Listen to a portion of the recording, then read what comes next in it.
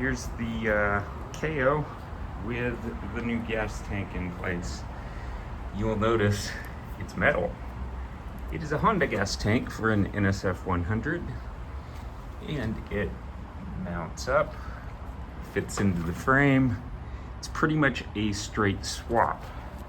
The difference is this tank is quite a bit smaller than the stock Kayo tank.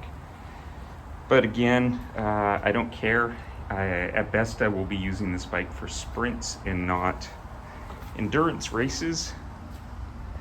The tank is a little bit narrower than the stock one, but most importantly, it is sealed, it is metal, and it doesn't leak fuel all over when you lean the bike over or when you crash the bike. It is metal, so it will dent, and it's not as overall as robust, but that's my change.